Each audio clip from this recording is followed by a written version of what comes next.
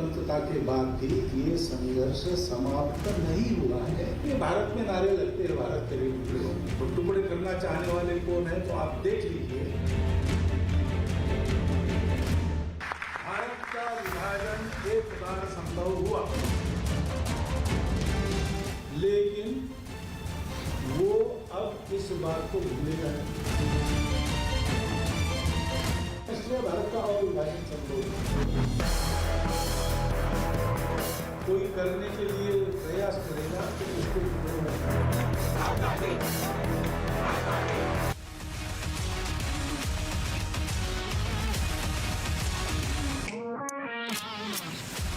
भारत में जिन्ना plan part 2 चल रहा है क्या? नमस्कार, देश नहीं झुकने देंगे में बहुत बहुत स्वागत आप सभी का। मैं हूं आपके साथ अमन चोपड़ा। ये 47 वाला नहीं, 2021 का भारत है। भारत का विभाजन एक बार संभव हुआ, एक बार बहुत बड़ी ठोकर हमारे समाज ने खाई, लहू लुहान हो गया, पीड़ा से कुलबुला उठा, लेकिन अब वो इस बात को भूलेगा नहीं। इसलिए भारत का विभाजन अब संभव नहीं। कोई इसके प्रयास करेगा तो उसके टुकड़े होंगे, कोई इसकी कोशिश करेगा तो उसके टुकड़े होंगे। मोहन भागवत ने कहा है ये टुकड़े गैंग पर ये स्ट्राइक संघ प्रमुख मोहन भागवत ने की है। संघ प्रमुख मोहन भागवत के इस बयान का मतलब आपको इस नक्शे, फुल स्क्रीन पर यह नक्शा दिखाइए। आप इस नक्शे के जरिए आप समझ सकते हैं कि कैसे भारत में जिन्ना गैंग जबरदस्त तरीके से एक्टिव है। कश्मीर में 370 की बहाली के नाम पर, पूरे भारत में किस तरह से टुकड़े टुकड़े गैंग एक्टिव है। जम्मू में रोहिंग्याओं को बसाने के नाम पर, वहां पर डेमोग्राफी चेंज करके, पंजाब में आंदोलन के नाम पर खालिस्तान, वहां टुकड़े, पंजाब के टुकड़े, खालिस्तान के टुकड़े, दिल्ली में सीए के नाम पर शाहीन बाग, वहां टुकड़े टुकड़े गैंग, और असम में बांग्लादेशी घुसपैठियों को बसाने के नाम पर। समझिएगा ये भारत में जिन्ना तंत्र कैसे आज भी चल रहा है। एक बार टुकड़े हो चुके हैं 47 में। पश्चिम बंगाल में एनआरसी के नाम पर, एनआरसी ना आए, घुसपैठियों को बसा दिया जाए। तो पूरे भारत में कैसे टुकड़े टुकड़े गैंग एक्टिव है। और यही मोहन भागवत की तरफ से कहा गया है कि टुकड़े टुकड़े गैंग के अब टुकड़े टुकड़े होंगे अगर इस तरह की कोशिश फिर से की गई। कश्मीर से लेकर केरल तक और पंजाब से लेकर आंध्र प्रदेश तक अलग अलग तरह से देश को तोड़ने की कोशिशें लगातार की जा रही है। मोहन भागवत ने कहा कि इस्लाम के नाम पर भारत का बंटवारा हुआ। ध्यान से सुनिएगा उन्होंने क्या कहा। मोहन भागवत ने कहा कि इस्लाम के नाम पर भारत का बंटवारा हुआ। बंटवारा इसलिए हुआ ताकि खून की नदियां ना बहें, लेकिन बंटवारे के बाद भी लगातार खून बह रहा है। एक मानसिकता है जो कहती है कि हंसकर लिया पाकिस्तान, लड़कर लेंगे हिंदुस्तान। इसी मानसिकता के खिलाफ मोहन भागवत ने कहा विभाजन अब और नहीं। मोहन भागवत ने इस विभाजनकारी मानसिकता और विध्वंसकारी सोच के अंत का मंत्र भी दिया। मोहन भागवत ने कहा कि सभी को यह मानना होगा कि देश मातृभूमि है और भले पूजा पद्धति अलग अलग हो, पूर्वज सबके एक है। मतलब पूजा के तरीके अनेक, सबके पूर्वज एक। ये बात अगर सभी मान ले तो ये विभाजन खत्म हो जाएगा। देश के टुकड़े टुकड़े की कोशिश जो 47 में हुई, एक बार फिर से वही करने की कोशिश की जा रही है। इसका निदान एक है, वो यही कि पूजा के तरीके अनेक, सबके पूर्वज एक। इससे पहले वो कह चुके हैं कि सबका डीएनए एक। मेरे साथ प्रफुल्ल केतकर हैं जो कि ऑर्गेनाइजर के एडिटर हैं। स्वागत है प्रफुल्ल जी आपका। मेरे साथ प्रेम शुक्ला भारतीय जनता पार्टी के राष्ट्रीय प्रवक्ता हैं। प्रेम भाई आपका स्वागत। तस्लीम अहमद रहमानी भाई आपका स्वागत। और डॉक्टर रिजवान अहमद मेरे साथ हैं। डॉक्टर रिजवान अहमद आपका भी बहुत बहुत स्वागत। सबसे पहले प्रफुल्ल केतकर, आप ऑर्गेनाइजर के एडिटर हैं, आप ही समझा दीजिए जो बयान मैंने इंटरप्रिटेशन की है, क्या वो सही है कि एक बार फिर से 47 में टुकड़े किए और भारत को तोड़ा, फिर से वही कोशिशें हो रही हैं, अलग अलग दुकानें खुली हुई हैं, लेकिन अब उनके टुकड़े होंगे, यही कहा मोहन भागवत ने? जी देखिए, हमें ये ध्यान में रखना चाहिए, मैं सिर्फ कॉन्टेक्स्ट के लिए समझा रहा हूं कि ये पहला पार्टीशन नहीं था। 1905 में भी इसी आधार पर पार्टीशन हुआ था। वो केवल बंगाल का था, लेकिन फिर भी आधार वही था। लेकिन फिर भी संपूर्ण समाज खड़ा हुआ और संपूर्ण समाज ने उसका विरोध भी किया। वंग भंग के नाम पर जो आंदोलन चला वो केवल किसी एक समुदाय ने या किसी एक उपासना पद्धति के आधार पर नहीं चला। बंगाल का विभाजन हम उपासना पद्धति के आधार पर नहीं स्वीकार करेंगे, इस मुद्दे पर आंदोलन हुआ। पूरे भारत में हुआ, एक कोने में वैसे बंगाल था, लेकिन फिर भी जो कहते हैं कि भारत में राष्ट्रीयता का कॉन्शियसनेस नहीं था, पूरे भारत ने आंदोलन किया और 6 वर्षों में 1905 का विभाजन जो है वो 1911 में वापस लेना पड़ा। अंग्रेजों को केवल वापस नहीं लेना पड़ा, कलकत्ता से दिल्ली अपनी राजधानी शिफ्ट करनी पड़ी। ये कारण क्या था? और 1946-47 आते आते ऐसा क्या हो गया कि हमने वो विभाजन स्वीकार कर लिया? तो उसके लिए हमको 1920 खास करके खिलाफत के नाम पर जो एक पैन इस्लामिज्म का आइडिया यहां पे लाया गया और उसके आधार पर जो अलगाववाद के बीजारोपण किया गया, उसका इतिहास ठीक से समझना पड़ेगा। महात्मा गांधी जो कह रहे थे कि इस देश के टुकड़े नहीं होंगे, उससे पहले मुझे आपको मेरे इस पर से गुजरना पड़ेगा, वो गांधी जी को भी ये एक्सेप्ट करना पड़ा, क्योंकि हर बार ये दोष दिया गया, क्योंकि उसी बंगाल में इस तरह का एक तरह से नरसंहार चला कि उसके आधार पर कांग्रेस के उस समय के शीर्ष नेतृत्व को लगा कि ये आगे संभालना बहुत मुश्किल हो जाएगा, उससे अच्छा ये स्वीकार कर लो। लेकिन क्या उससे बात बनी? क्या उससे सही में जो चाहते थे, जिस तरह की शांति हम चाहते थे, वो सही में आ पाई? और नहीं आ पाई तो क्यों नहीं आ पाई? ये सोचने का समय आ गया है। जब हम आजादी का जब हम अमृत महोत्सव मना रहे हैं, तो उस समय क्योंकि उसी का एक हिस्सा पार्टीशन भी था, मातृभूमि का विभाजन, ये एक बहुत दुखदायक घटना थी। तो स्वतंत्रता एक तरफ हमें मिली, हम स्वाधीन हो गए, स्वराज भी आ गया, लेकिन उसके साथ साथ मातृभूमि का प्रफुल्ल भाई, जो आप समझा रहे हैं, मेरा सवाल दूसरा है। मैं माफी के साथ आपको टोक रहा हूं। खून ना बहे इसलिए विभाजन स्वीकार किया गया, ये मोहन भागवत ने कहा, लेकिन विभाजन के बाद भी आज तक खून बह रहा है और आज तक विभाजन की कोशिशें हैं और आज तक ये चीजें हो रही हैं। सवाल ये है क्यों? मैं जानना चाह रहा हूं क्यों। उसका कारण यह है कि उसका निदान सही से नहीं हुआ। निदान जो था वो मतलब उसका निदान, डायग्नोसिस जिसको कहते हैं, उसका डायग्नोसिस ये हुआ कि मान लेंगे किसी एक गुट के दबाव में तो प्रॉब्लम सॉल्व हो जाएगा। नहीं, वो गलत डायग्नोसिस था। इसका कारण यह है कि ये मानसिकता जो है ये कभी खत्म होने वाली नहीं। और आप टुकड़े टुकड़े गैंग की जो बात कर रहे हैं और उसमें जो फोर्सेस है, चाहे वो एक्सट्रीमिस्ट किसी इस्लामिक नाम पर हो, चाहे वो माओइस्ट हो, चाहे वो और किसी नाम पर हो, इनका जो एक मानसिकता है भारत को देखने की, वो कभी भी इस तरह से एक राष्ट्र के रूप में नहीं रही। वो उनको समझाना ये बाकी पूरे समाज का दायित्व बन जाता है। और उसको समझाने के अलग अलग तरीके होते हैं, वो कानूनी भी हो सकते हैं, वो इंटेलेक्चुअल भी हो सकते हैं। अनफॉर्चुनेटली हमने इंटेलेक्चुअली इस तरह से एक्सेप्ट कर लिया कि नहीं ये विभाजन हम स्वीकार कर लेते हैं, देखिए उस वक्त हो जाएंगे। उस वक्त प्रॉब्लम सॉल्व नहीं हुए। उसके देखिए उस वक्त क्या था प्रफुल्ल भाई, उस वक्त तो रहा है और एक तरह से उस मानसिकता को हमने स्वीकार कर लिया। वो जो उस मानसिकता के लोग थे वो तो चले गए ना पाकिस्तान। नहीं, एक मिनट सुनिए ना प्रफुल्ल भाई, इसको मैं समझना चाहूंगा भाई, मैं समझना चाहूंगा। जितने भी लोग आज डिबेट देख रहे हैं वो बता रहे हैं, यूट्यूब पे रिकॉर्ड लोग देख रहे हैं, क्योंकि ये वाकई इंटरेस्टिंग है। मैं ये समझना चाहूंगा प्रफुल्ल भाई कि जिन लोगों की मानसिकता थी वो तो चले गए ना 47 में, जिनके लिए धर्म से पहले देश से पहले धर्म था, वो तो चले गए। कोई भारतीय थोड़ी ना है जो अभी भी भारत का विभाजन चाहेगा या टुकड़े टुकड़े चाहेगा। जिनके लिए देश से पहले धर्म था वो गए। ऐसा अमन जी कि टेम्पलेट बन जाता है, एक फॉर्मूला बन जाता है कि किस आधार पर, क्या वो मानसिकता का निदान हुआ क्या? तो जिन्होंने पाकिस्तान के लिए वोट किया वो सारे लोग चले गए थे क्या? सरदार पटेल ने भी अपने भाषण में कलकत्ता में जाकर ये उस समय कहा था। और उस मानसिकता को बढ़ावा देने वाली, पनपाने वाली चीजें हमने जम्मू कश्मीर में भी देखी कि किस तरीके से उसी मानसिकता को, उसी अलगाववादी मानसिकता को आगे बढ़ाने का काम किया गया। 370 के नाम पर और 35A के नाम पर जो फ्रॉड हुआ वो क्या था? उसी मानसिकता का एक्सटेंशन था।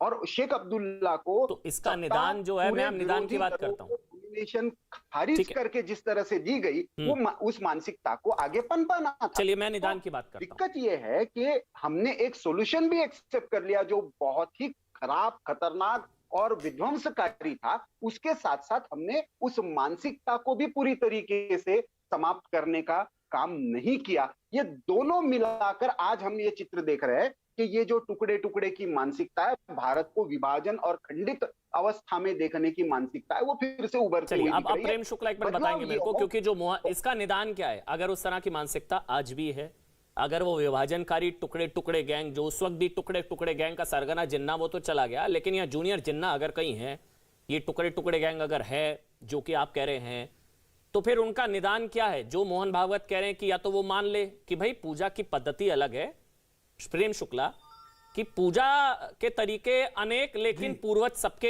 एक, अगर ये मान लेंगे तो ये फिर मुद्दा ही खत्म ना, फिर मतलब प्रेम शुक्ला। उसके बाद रहमानी जी मैं आपके पास आऊंगा। देखिए अमन जी मूलतः जो है पाकिस्तान की बुनियाद यह है कि पाकिस्तान के संकल्पनाकारों ने एक समुदाय विशेष मुसलमानों को यह समझाने में वो सफल रहे कि हम तो शासक हैं, हमने तो इन हिंदुओं पर सदियों तक शासन किया है, जैसे ही भारत स्वतंत्र होगा और यहाँ लोकतांत्रिक व्यवस्था कायम होगी हम शासक से शासित हो जाएंगे। अल्लामा इकबाल का जो शिकवा है और जवाब शिकवा है, उन दोनों कविताओं में पूरा प्रयास किया है कि मुसलमान जो है वो पूरी दुनिया को सुधारने के लिए पैदा हुआ है, पूरी दुनिया पे शासन करने के लिए पैदा हुआ है, और एक इस तरह के विचार दर्शन के लोग हावी हुए कि हम शासित नहीं हो सकते, हम अलग राष्ट्र हैं, हमारी अलग राष्ट्रीयता है। और उस राष्ट्रीयता का जो अलगाव का जो भाव था, चूंकि 1947 में विभाजन पे लाखों लोगों के कत्ले आम के बावजूद जिन लोगों को यहां से भारत से पाकिस्तान चले जाना था, ऐसे कुछ तत्व जो है तब भी भारत में रह गए। हैदराबाद में एक बड़ा वर्ग था जो पाकिस्तान में मिलना चाहता था, जूनागढ़ में भी एक कुछ वर्ग था जो पाकिस्तान में मिलना चाहता था। कालांतर में ये जो शक्तियां हैं वो पाकिस्तान परस्ती में, पाकिस्तान की प्रेरणा से, पाकिस्तान के प्रायोजन से आज भी भारत के विभाजन के स्वप्न देखती हैं। उन टुकड़े टुकड़े गैंग, जैसे पाकिस्तान का जो मैनिफेस्टो है, वो पाकिस्तान का मैनिफेस्टो भी एक कम्युनिस्ट ने लिखा था, हर कोई जानता है। तो जो कम्युनिस्ट शक्तियां कल तक 1940 के दशक में पाकिस्तान का मैनिफेस्टो लिख रही थी, आज वही टुकड़े टुकड़े गैंग, आज भी वही जो है जेएनयू में कहते हैं अफजल हम शर्मिंदा हैं, तेरे कातिल जिंदा हैं। तो टुकड़े टुकड़े गिरोह आज भी कम्युनिस्ट उनका समर्थन कर रहे हैं। और ये जो इस्लामो कम्युनिस्ट जो गठजोड़ है वो आज भी यह प्रयास करता है कि भारत खंडित हो जाए और इसके खंड हो जाए। अब जो जैसा पूजनी मोहन राव भागवत जी कह रहे हैं, जब तक मुसलमानों के दिमाग से ये बात नहीं निकलेगी कि हम अलग नस्ल हैं, हम अलग राष्ट्रीयता रखते हैं, हमारे लिए राष्ट्र से अधिक मजहब महत्वपूर्ण है, जब तक वो ये नहीं स्वीकार करेंगे नहीं है कि हमारे पूर्वज एक किसी भी हैं, भारतीय हमारा मुसलमान से DNA पूछिए, एक है। उनके लिए देश जी। से पहले धर्म नहीं है, उनके लिए धर्म से पहले देश है। मुझे नहीं पता, रहमानी जी यहाँ पर बैठे उनसे नहीं, मैं सारे पूछूंगा, मुसलमानों वो की बता बात ही देंगे। नहीं कर रहा हूं, किसी सारे- के लिए भी धर्म नहीं, से, नहीं, मैं सारे मुसलमानों की धर्म से अमन भाई पहले बात ही नहीं देश कर है रहा हूं। सबके लिए।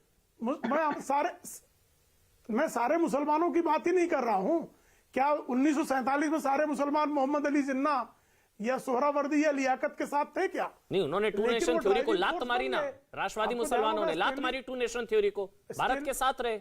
हाँ, नहीं, स्टैनली, आपको ध्यान होगा स्टैनली ओलपार्ट ने मोहम्मद अली जिन्ना के बारे में लिखा। मोहम्मद अली जिन्ना जिन दिनों कराची में रह रहे थे, एक बार यहां से जो बड़े पैमाने पे बिहार और उत्तर प्रदेश जो मुसलमान गए थे और जिनको वहां जन सुविधाएं भी प्राप्त नहीं थी, वो नारे लगा रहे थे। उनका एक शिष्टमंडल उन्होंने अपने घर में बुलवाया कि भाई क्या बात है, तो उन सब ने कहा कि हमने जो है इतना संघर्ष किया है, पाकिस्तान के लिए इतनी कुर्बानियां दी हैं, और पाकिस्तान में हम यही हाल देखने के लिए आए हैं क्या?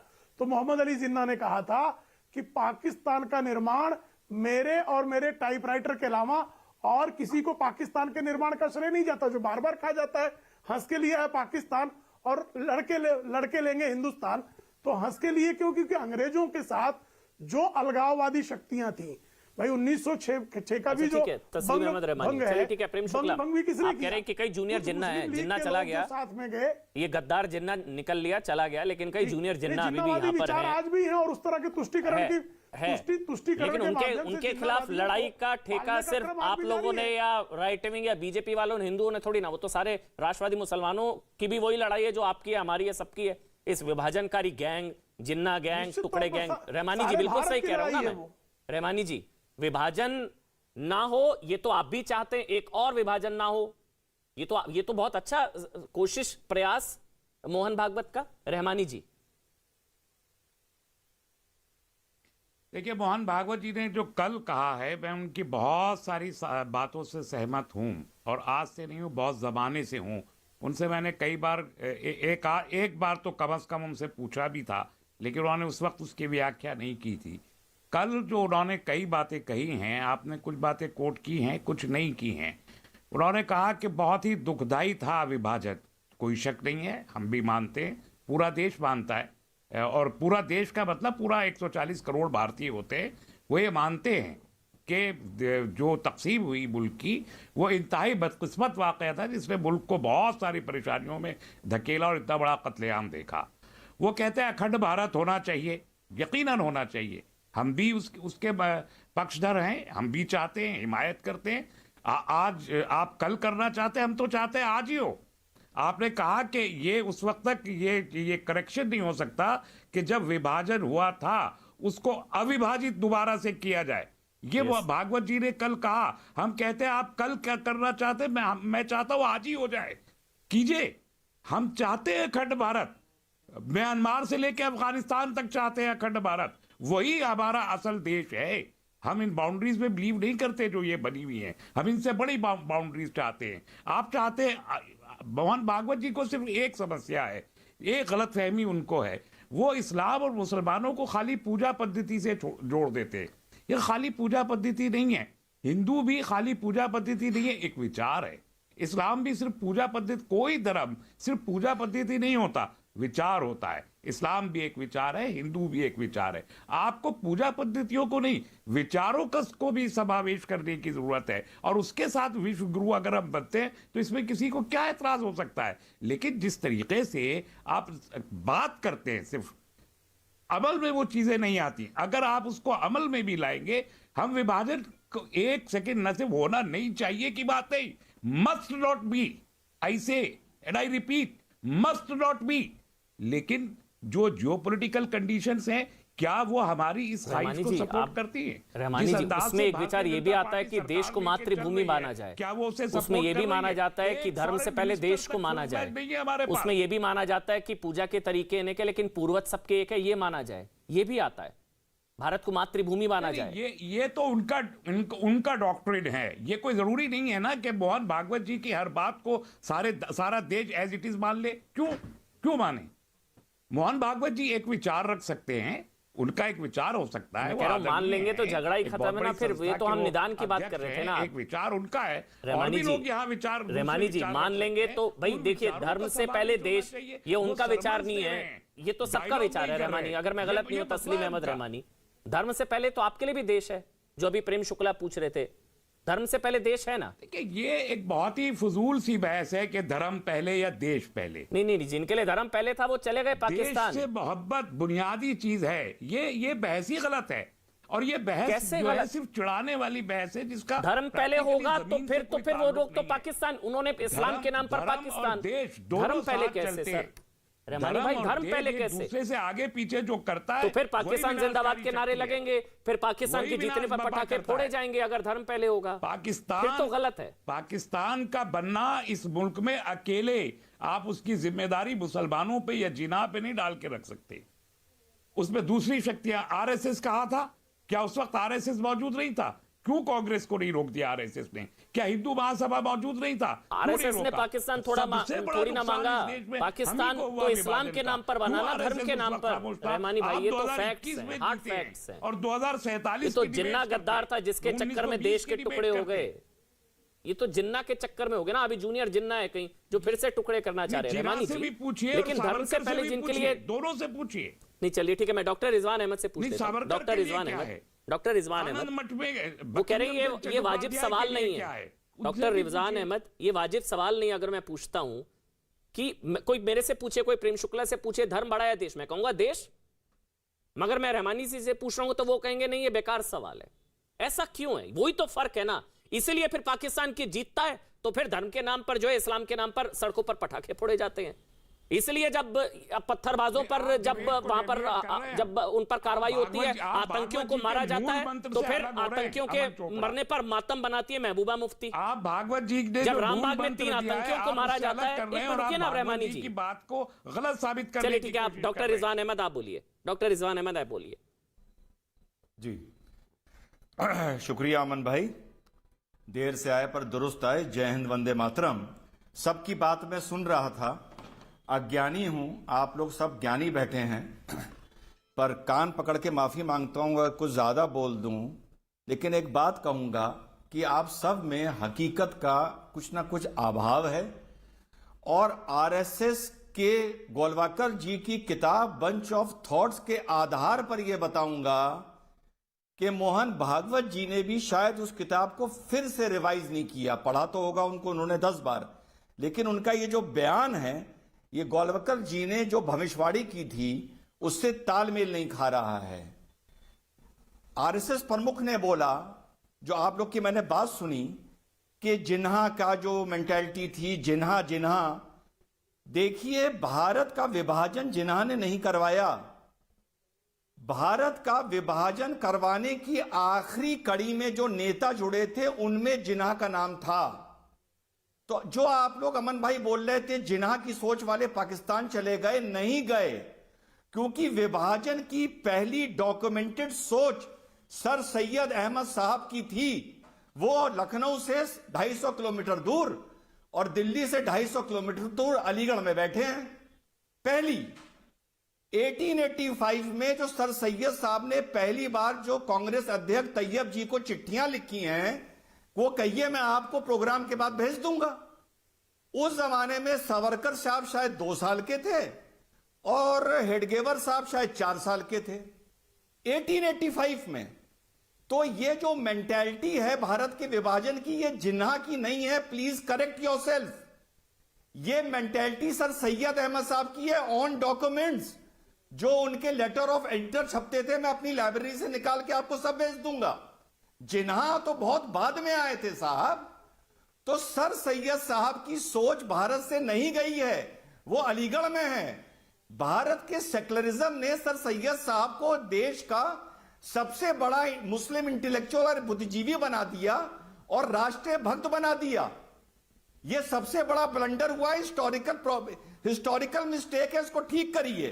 दूसरी बात जो मैंने कमेंट किया, माफी चाहता हूं, बहुत छोटा हूं।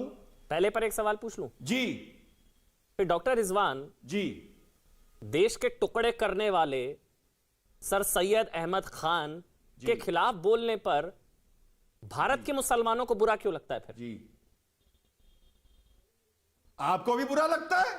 आप भी नहीं बोलते? नहीं, मैं तो बोल रहा हूं सर सैयद अहमद खान ने सबसे पहले टू नेशन थ्योरी दी थी 1885। अच्छे से पता है सर।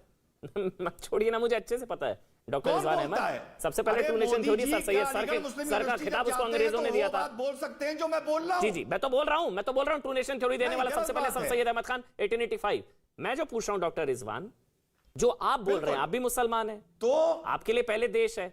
जो आप बोल रहे हैं वो दूसरे मुसलमान भाई क्यों नहीं, वो क्यों जोड़ते हैं टुकड़े टुकड़े गैंग के सरगना से? अरे मुसलमान के साथ ये बात पहले सेकुलर हिंदू भी तो बोले, सब बोले तो मुसलमान भी बोलेगा। सेकुलरिज्म के नाम पर आपने सर सैयद अहमद साहब को भारत का सबसे बड़ा मुस्लिम इंटेलेक्चुअल क्यों बना रखा है? आपको मैं लेटर भेजूंगा ना, जो तैयब जी को सर सैयद साहब ने लेटर भेजे थे।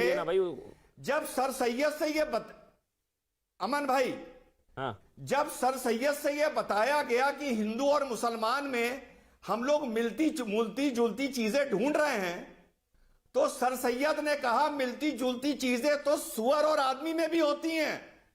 अरे ये हिस्टोरिकल फैक्ट है जनाब, मैं अपनी मर्जी से नहीं बोल रहा हूं। वो सोच आज भी है क्या? बन गया ना पाकिस्तान, खत्म, चैप्टर क्लोज 47। मैं आपको चिट्ठी भेज दूंगा, मैं आपको उनके लेटर भेज दूंगा। आगे बढ़ूं मैं? हाँ बोलिए, उसके बाद मैं आपके पास आऊंगा शादाब। हाँ बोलिए सर। उसके बाद जो अब आरएसएस प्रमुख साहब ने बोला कि बंटवारा जो हुआ था वो इस मारे हुआ था कि खून खराबा नहीं होगा। माफी चाहता हूं, फिर से नेशनल टीवी पे कान पकड़ रहा हूं, यह भी गलत बात है। बंच ऑफ थॉट्स पढ़ लीजिए, 1965 में लिखी गई थी, गोलवरकर जी ने लिखी थी। अमन भाई, उसमें एक चैप्टर है इंटरनल थ्रेट्स। उसमें साफ साफ लिखा है कि पाकिस्तान के विभाजन से समस्या का समाधान नहीं हुआ है। पाकिस्तान को भारत के खिलाफ हमेशा स्प्रिंग बोर्ड की तरह इस्तेमाल किया जाएगा। पाकिस्तान से इंस्पिरेशन लेके भारत में जगह जगह छोटे मिनी पाकिस्तान बने रहेंगे, ये सारी बातें आरएसएस की ही किताब में लिखी हैं। तो मोहन भागवत जी ये कैसे कह सकते हैं कि सन 47 का बंटवारा इस मारे हुआ था कि खून खराबा नहीं होगा? शादाब, अब आपके पास आ रहा हूं। आखिरी बात, शादाब, मैं आगे बढ़ रहा हूं सर। अगली जो आखिरी बात है वो अगली बार आऊंगा तब बोल लीजिएगा। एक बार मैं एक बार शादाब के पास जा रहा हूं। डॉक्टर रिजवान अहमद, थोड़ा सा टाइम दे दीजिए। शादाब, मैं आपके पास आ रहा हूं, लेकिन इन सारी चीजों का निदान एक है। पूजा के तरीके अनेक, पूर्वज सबके एक। ये आपसे बेहतर तो कोई नहीं बता सकता, शायद क्योंकि आप शादाब भी हैं और चौहान भी हैं।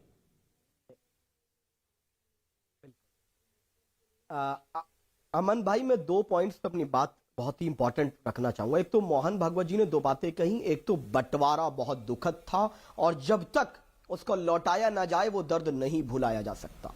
दूसरा, उन्होंने पूर्वजों को लेकर, पूजा पद्धति को लेकर कही। जो बंटवारे को लेकर भागवत जी ने बात कही, उनके दिल में क्या है क्या नहीं वो नहीं मैं जानता, लेकिन जो बात उन्होंने कही है मैं पूरी तरह से उनसे सहमत हूं। इसलिए सहमत हूं कि मौलाना अबुल कलाम आजाद आखिरी वक्त तक कह रहे थे गांधी जी से उन्होंने एक मत और चीज मानिए, कही थी कि मत इस्लाम के नाम पर और हुआ। मैं तो इससे भी सहमत है। अगर पटेल साहब और गांधी जी अब मुझे कंप्लीट करने दीजिए। हाँ, नहीं मैम, आप सहमत है। उन्होंने कहा इस्लाम के नाम पर बंटवारा हुआ, इस्लाम के नाम पर। इससे भी सहमत है क्या? मैं कोट अनकोट कह रहा हूं, मैं नाम बस की बात कर रहा हूं, मैं अखंड भारत की बात कर रहा हूं ना, तो अब इसको छोटा मत करिए, बड़ी बात कर रहा हूं मैं। मैं मौलाना अबुल कलाम आजाद आखिरी सांस तक कोशिश करते रहे, आखिरी प्रयास किया। और मैं तो कहता हूं, ये मेरा विचार है कि अगर पटेल साहब और गांधी जी नहीं मानते तो जिन्ना या हिंदू महासभा की औकात नहीं थी कि तो देश का बंटवारा करवा दे। और श्यामा प्रसाद मुखर्जी जी तो गठबंधन की सरकार चला चुके थे उसी मुस्लिम लीग के साथ, जिसको ये बड़ी बातें करते हैं।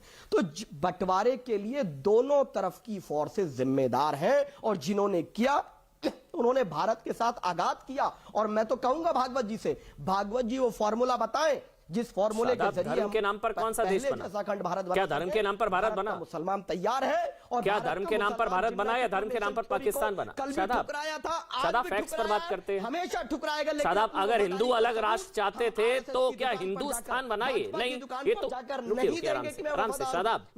शादाब इसको समझते हैं ना, मैं आपको नहीं। चलिए एक बात, शादाब एक मिनट। मुसलमान हो शादाब, अगर हिंदू अलग राष्ट्र चाहते थे तो क्या मिल गया? पाकिस्तान को सूचना देते हुए नहीं मिला ना। पाकिस्तान किस धर्म के नाम पर किसको मिला अलग मुल्क? कौन मांग कर रहा था? पाकिस्तान बना ना धर्म के नाम पर। क्या हिंदू अलग राष्ट्र चाह रहे थे तो क्या मिल गया? हिंदुस्तान थोड़ी ना ये तो हिंदुस्तान है ना। शादाब, जिन्ना कौन धर्म के नाम पर किसको मुल्क मिला? धर्म के नाम पर किसने देश तोड़ा? इस्लाम के नाम पर। शादाब, अमन भाई यही प्रॉब्लम है ना कि आप जब सवाल उनसे कर रहे थे तो बात अलग, मेरी बात पूरी हो जाने दीजिए। सबसे पहली बात यह कि मौलाना अबुल कलाम आजाद एक इस्लामिक स्कॉलर थे। मौलाना अबुल कलाम आजाद, जिन्ना कोई इस्लामिक स्कॉलर नहीं थे। और उनके परिवार में कौन थे मुसलमान, मुझे बता दीजिए। आज भी उनके परिवार के लोग इंडिया में बिजनेस कर रहे हैं, बैन कर दीजिए सबको। क्या पाकिस्तान से हमने सारे रिश्ते तोड़ दिए? उनको मिठाई खिला रहे थे अभी दिवाली पे हम, मोदी जी जा रहे थे, क्यों रख रहे भैया? और मोहन भागवत जी वो तरीका बता दे जिस तरीके से अखंड भारत बनेगा, हम तैयार है। पूर्वज एक, सबका डीएनए एक मान लीजिए। तो बता तो रहे, आप मान ही नहीं रहे हैं। आप तो कुछ चौहान है, अभी शादाब बने हैं। आपको आपसे बेहतर कौन बता सकता है? शादाब, सबके पूर्वज एक, सबका डीएनए एक, आप मान लेंगे? आप मानिए ना, सबसे पहले देश, बात खत्म। ये विभाजन की सोच ही खत्म हो जाएगी। जो मोहन भागवत ने कहा विभाजन की नींव सोच खत्म हो जाएगी। आप मान लीजिए सबके पूर्वज एक, सबका डीएनए एक, बात ही खत्म हो जाएगी।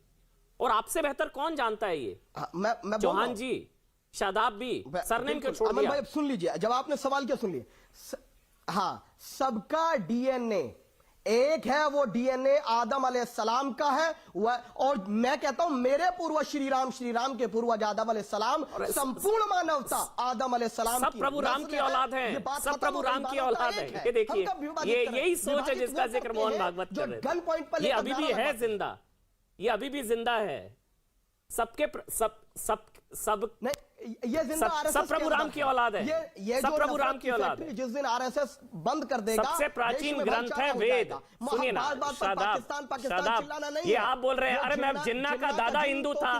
बेनजीर भुट्टो राजस्थान की वो बता चुकी है इसरो पाकिस्तान।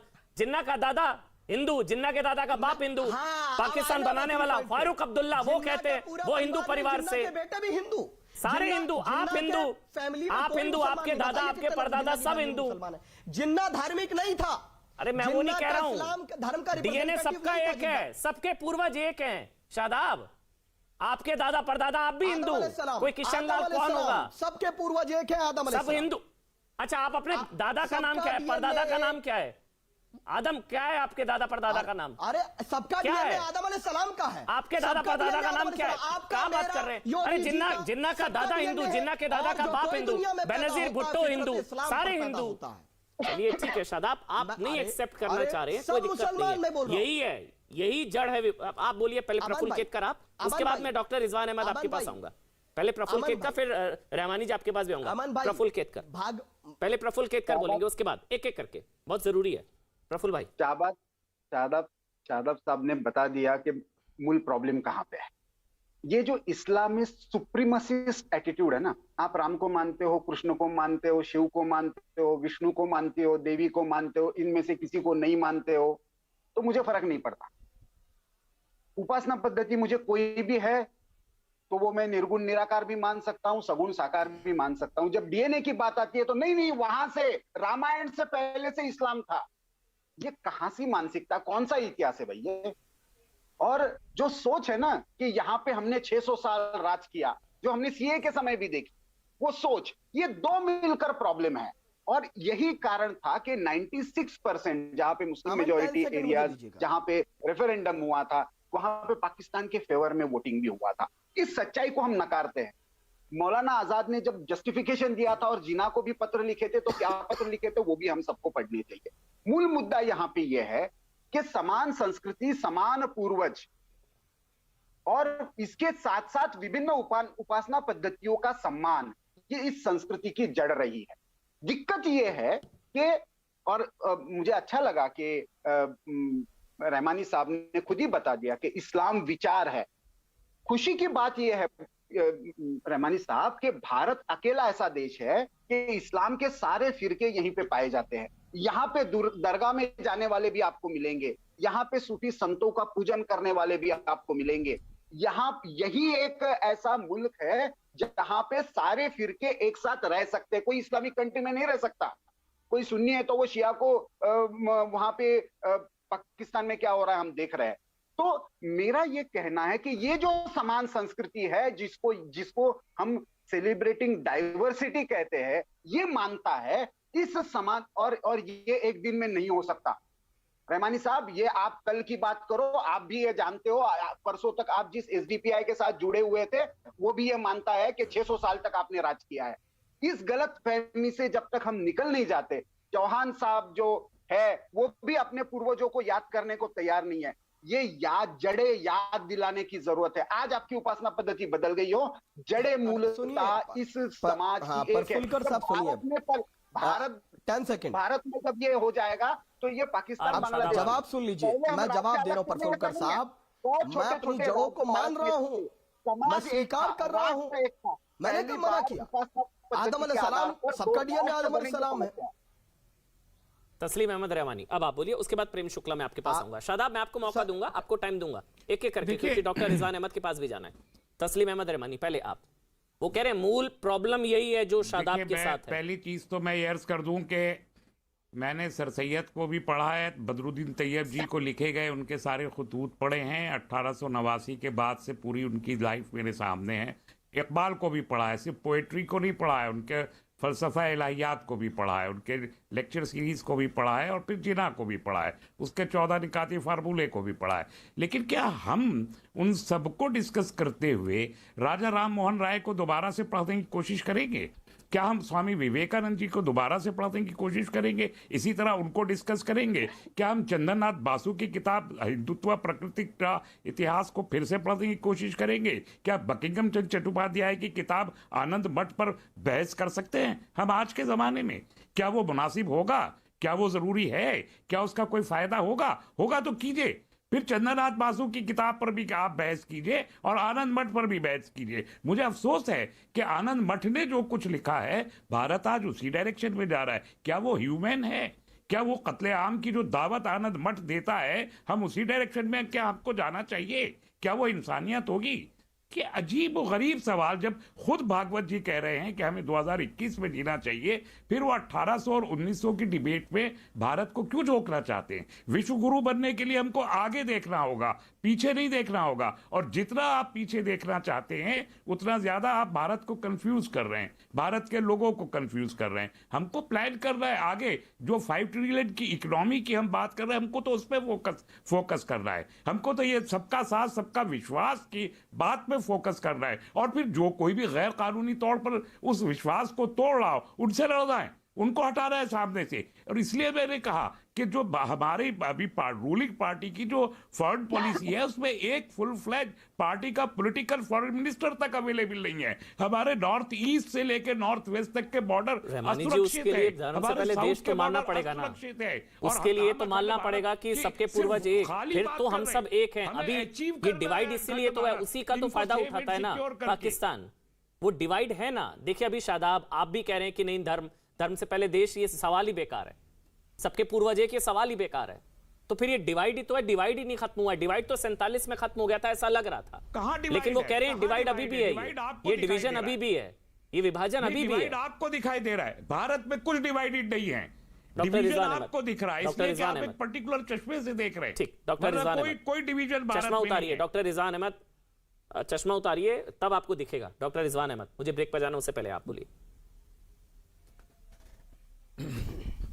अमन भाई, इतने गेस्ट हैं, आप इतनी देर में मेरे पास आते हैं कि इतने नोट्स बन जाते हैं, समझ में नहीं आता जवाब क्या दूं। पहले तो एक बात बोलता हूं और एक सवाल पूछता हूं। कोई मैं उन साहब को पहचान नहीं रहा हूं, कोई मिस्टर शादाब हैं, उनसे एक सवाल पूछूंगा। जी हाँ, हेलो, हाँ पूछिए सर, पूछिए। जब बहुत से लोग, आप लोग फिर साहब फिर नेशनल टीवी पे कान पकड़ूंगा, तुम सारी कर लगोगे, करियो जो 20 मिनट में आ जाओ तो कैसे जा रहे कि साहब मुझे बताया जा रहा है शादाब जी की तबीयत खराब हो रही है, वो हटना चाह रहे हैं। दुर्भाग्यपूर्ण था, बहुत बुरा था।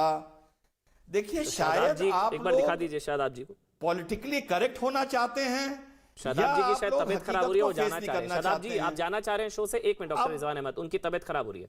शादाब जी तबीयत खराब हो रही है, ओके आप जाना चाह रहे हैं? जी हाँ तो जी अमन भाई दीजिए, मुझे बस मैं बोलूं अमन भाई? हाँ बोल लीजिए आप डॉक्टर रिजवान अहमद, आप कंप्लीट कर लीजिए। शादाब मैं आपके पास आ रहा हूं। जी देखिए, मेरी बात सबको बड़ी बुरी लगेगी, कुछ लोग इस पर हंस भी सकते हैं, लेकिन अगर मुझे एक दिन के लिए देश का प्रधानमंत्री बना दो तो मैं जिन्हा को भारत रत्न दूंगा। 1947 में बंटवारा नया हुआ होता तो 2047 में होता।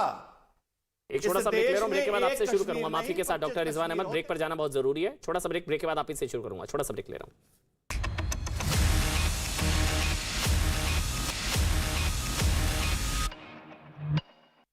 तो टुकड़े गैंग को लास्ट वार्निंग, टुकड़े गैंग होगा टुकड़े टुकड़े, भागवत मंत्र टूटेगा जिन्ना तंत्र। इससे पर बात करें डॉक्टर रिजवान अहमद, आप कंप्लीट कर लीजिए, आपको मैंने बीच में रोका था। डॉक्टर रिजवान अहमद जी हाँ, अब समय नहीं है, अपनी बात खत्म करूंगा। देखिए, वो हमारे कुछ छोटे भाई थे, मैं उनको पहचान नहीं रहा था, माफी चाहता हूँ। शायद शादाब भाई जो बैठे थे, जी शादाब चौहान। देखिए मुसलमान, अमन भाई एक बात बिल्कुल साफ समझिए आप, डीएनए मुसलमान कभी भी एक नहीं मानेगा। मुसलमान मानेगा कि हमारा डीएनए आदम अलैहिस्सलाम से है, वो कभी नहीं मानेगा कि मनु से है, श्रद्धादेव मनु से है। हिंदू कहेगा हमारा डीएनए श्रद्धादेव मनु से है। ये लड़ाई ऐसे ही चलती रहेगी। अगर इस देश का मुसलमान, क्योंकि मैं मुसलमान हूं, मुसलमान की बात पहले करूंगा, यही मान ले कि हमारी एक आंख आदम अलैहिस्सलाम के डीएनए की है और एक आंख हमारी श्रद्धादेव मनु के डीएनए की है, तब भी शायद इस देश में सारे विवाद खत्म हो सकते हैं। और आखिरी बात, आप लोग को बुरी लगेगी, आप मुझे टोक दोगे, रोक दोगे, लेकिन जिन्हा मेरे नजर में भारत रत्न था, जो सन 47 में उसने देश का विभाजन अगर करवा दिया, वरना 2047 में इस देश का विभाजन होता। आज एक कश्मीर है, फिर 15 कश्मीर होते, और 2047 आते आते वो नौबत आती कि हिंदू मुसलमान से कह रहा होता, यार तुम बंटवारा कर दो, हमें अलग कर दो, चैन से जीने दो। तो मेरी नजर में जिन्हा भारत रत्न है उसको भारत रत्न दो और शुक्र करो कि बंटवारा हो गया। और खामखा की इंटेलेक्चुअल बातें करनी बंद करो कि बंटवारा बहुत दुर्भाग्यपूर्ण था, बंटवारा बहुत दुर्भाग्यपूर्ण था। बंटवारा मौजूदा भारत के लिए एक वरदान था, उस वरदान का लाभ उठाओ। देश टूटा बढ़िया हो गया। हाँ, बिल्कुल अच्छा हुआ, बिल्कुल अच्छा हुआ, वरना देश फिर टूटता अब नहीं और टूट रहा क्या? टूटता। 15 देश अब नहीं हो में रहा। 15 कश्मीर में क्या हो रहा है, होते असम में क्या हो रहा है, और बंगाल में क्या हो रहा है, टूटता। केरल में क्या हो रहा है, अभी भी तो हो रहा है। अरे बहुत कम हो रहा है। अगर 1947 में बंटवारा ना हुआ होता तो इससे 10 गुना होता। भाई समझिए मेरी बात। शादाब कुछ कहना चाह रहे हैं, बोलिए आप शादाब। प्रफुल्ल केतकर आ रहा हूं, प्रेम शुक्ला आ रहा हूं। देखिए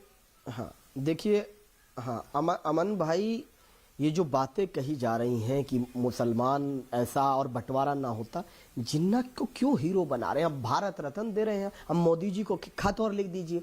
भैया, जिसने मेरे देश को टुकड़ों में बांटा वो हमारी वैचारिक उससे दुश्मनी है और हमेशा रहेगी। हमने टुकड़ा दिया। अरे और अभी ये कह रहे थे बातें कि बहुत एक आदमी सुनी से है पहले बेटा, देश- हमने बहुत सुनी है, बहुत सुनी है। चीखिए मत, और मेरी तबीयत ठीक है। हिंदुस्तान अच्छा, उनकी पाकिस्तान तबीयत के सही मैच है, में सवाल इंडिया से तबीयत खराब है। पाकिस्तान जिंदाबाद के नारे भी बहुत सुने हैं बेटा, हमें ना बताओ। बहुत देखे हैं हम, बहुत बोलने देखे देते। हैं, हमें ना अरे, बताओ। डॉक्टर रिजवान बोलने देते आप हैं। किसकी औलादों में बोलूंगा फिर पाकिस्तान उल्टा सीधा? जिंदाबाद आप और शोएब समझ नहीं अख्तर रहे। जिंदाबाद बहुत रिजवान, सुना है। आप समझिए बेटा, यार। ज्ञान ना बांटो, इंटेलेक्चुअल बातें करनी कम करो, अरे, दीपा पोती चलिए, ना बोलने तो करो। दीजिए। डॉक्टर कड़वी रिजवान बात बोलने तो मानो, दीजिए मानो, उनको। मानो, इसको रोकेंगे, नहीं मानो, रोकेंगे। नहीं मानना तो डॉक्टर नहीं रिजवान मानो। उनको बोलने देते हैं, उनकी थोड़ी तबीयत खराब नहीं है, रोकेंगे इसको। थोड़ी तबीयत नासाज है आज उनकी। बोलिए बोलिए रिजवान। शादाब आप बोलिए, शादाब चौहान बोलिए आप। मैं प्रेम से कह रहा हूं कि अपनी तुम्हारी इनके बीच में मैं नहीं बोला था। नहीं, बिल्कुल मैं नहीं। बोलिए, सिर्फ बोलिए, ये कह शादाब रहा हूं बोलिए, कि बोलिए, एक बोलिए। विचार है, और विचार ये है कि भारत का मुसलमान नहीं, पूरी दुनिया का मुसलमान मानता है कि मानवता की शुरुआत आदम अलैहिस्सलाम से हुई है और डीएनए सबका एक है। ये रिलीजियस बिलीफ है। लेकिन जब बात कंट्री की मनु आती से है नहीं हुई, तो वीर मनु अब्दुल से हमीद नहीं इसी हुई। देश के बने हैं। श्रद्धा और देव कोई मनु भी से अगर नहीं हुई, पाकिस्तान आदम जिंदाबाद और अलैहिस्सलाम से हुई, पाकिस्तान मनु का से नहीं महिमा हुई। मंडन करता है, मनु वो से पूरी नहीं तरह हुई, से गलत आदम है। अलैहिस्सलाम और ये से हमारा हुई, मनु से रिलीजियस नहीं बिलीफ है। हुई। जो कोई पैदा मनु से होता है नहीं हुई। मुसलमान पैदा होता है। भागवत जी ने कहा सब हिंदू हैं, हम कहते हैं कि हमारा रिलीजियस बिलीफ है, सब मुसलमान पैदा होते हैं। ये आइडियोलॉजिकल है। लेकिन कंट्री फर्स्ट हमें रखना चाहिए और कंट्री फर्स्ट को बड़ा ही हास्यास्पद ये है अपने अपने कि रिलीजन आपको आपके दादा का नाम नहीं बता रहे, लेकिन प्रभु राम के पूर्वज जो है, ये जिनका आप नाम ले रहे ये थे, ये पता है आपको।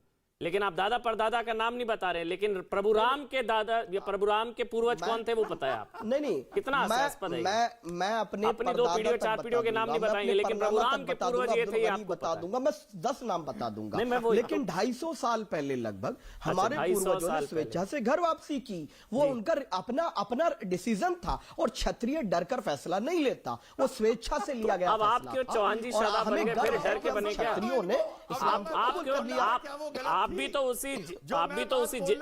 उसी जिन्ना प्लान का शिकार हुए चौहान जी। नहीं, आप क्यों डर कर नहीं, बन गए? जिन्ना- फिर आपने जिन्ना क्यों को अगर कन्वर्जन कर शिकार लिया? होते तो हम पाकिस्तान में होते। मेरा देश है, हमें जिन्ना भाड़ में जाए। हमारे लिए जिन्ना मुर्दाबाद, जिन्ना भाड़ में जाए। तो चलिए जिन्ना बोलिए, की धर्म से पहले विचारधारा देश। मुर्दाबाद। चलिए, धर्म से पहले देश है, हमारे फिर लिए आपके लिए। हिंदुस्तान भाड़ में ना जाए। जिंदाबाद। हमारे लिए मेरा वतन लेकिन है। शोएब अख्तर भाड़ में ना प्रफुल्ल जाए, केतकर जिन्ना बोलेंगे। भाड़ में जाए। प्रफुल्ल केतकर बोलेंगे आप, प्रफुल्ल केतकर बोलेंगे। प्रफुल्ल भाई आप बोलिए, फिर प्रेम शुक्ला मैं आपके पास आऊंगा। प्रफुल्ल केतकर, सोच तो वही है ना, फिर अभी के अभी वही के वही है। इलाज एक है, सबके पूर्वज एक।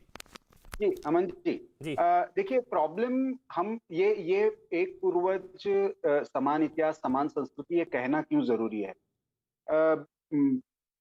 एक बात आई कि भाई इसको पीछे जानना चाहिए क्या? अतीत में रहना और अतीत से सीखने में अंतर होता है।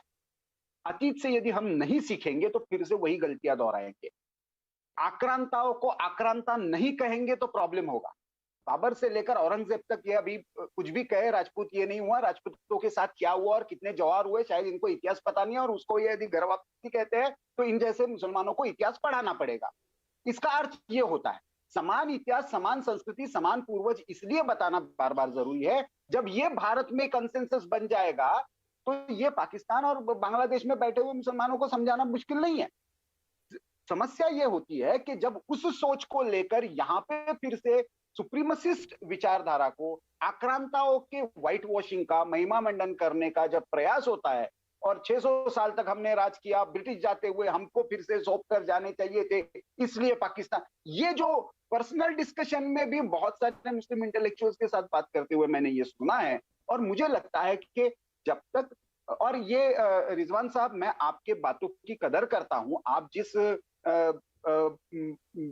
ताकत के साथ बातें रख रहे हैं उस पर चर्चा भी हो सकती है, डिस्कशन भी हो सकता है, लेकिन ये बात मुस्लिम लीडरशिप से मुस्लिम समाज में आना, आप जैसे लोगों की मुस्लिम समाज में लीडरशिप कितने एक्सेप्ट होती है, या फतवा निकल जाता है।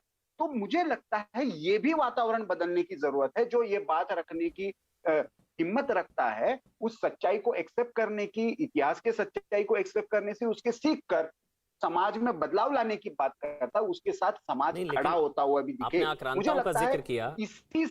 इसी से सोल्यूशन निकलेगा, विभाजन भी दूर होगा, विभाजन का दर्द भी दूर होगा। अब आप बोलिए तस्लीम अहमद रहमानी, क्योंकि आक्रांताओं का महिमा मंडन तो वो करेंगे, इनके पूर्वजों पर खुद आक्रांताओं ने जो है इतना जुल्म ढाया है, जितने आज मुसलमान भाई हैं उनके पूर्वजों पर खुद मुसलमानों ने इतना तलवार की नोक पर, तभी तो धर्म बदला, वो सारी चीजें हैं, तो ये क्यों महिमा मंडन करेंगे? तस्लीम अहमद रहमानी, पहले आप बोलीजिए, फिर प्रेम शुक्ला जी कंक्लूडिंग कमेंट आपका होगा। तस्लीम अहमद रहमानी। प्रेम शुक्ला जी अच्छा बहुत देर से बोले ही नहीं, मैं सोचा शायद चले गए, मेरे सामने टीवी शुक्ला जी बैठे हैं, बिल्कुल। देखिए, कल भागवत जी ने एक बात और बहुत अहम कही है, और वो ये कि अंग्रेज तो जाने ही वाले थे, झुकने की क्या जरूरत थी, और ये फैक्ट है, और ये बिल्कुल उसी तरीके से फैक्ट है जैसे सन 1800 के आसपास में सारा भारत ये जान चुका था कि मुगल तो जाने ही वाले हैं। तो मुगल जाने ही वाले थे, मुगल सल्तनत बहुत कमजोर हो चुकी थी, तो अल्टरनेट क्या था उस वक्त?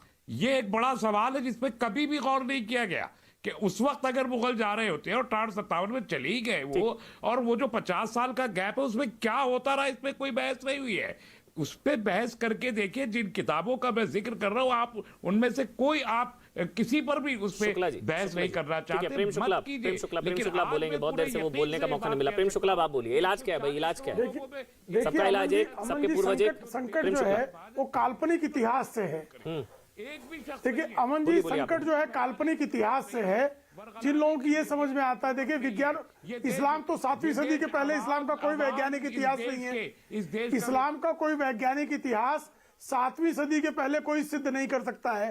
लेकिन यह जो है प्रभु रामचंद्र जी के पूर्वज जो हैं वो मनु थे, वैवस्वत मनु जो है वो प्रभु रामचंद्र जी के पूर्वज हैं।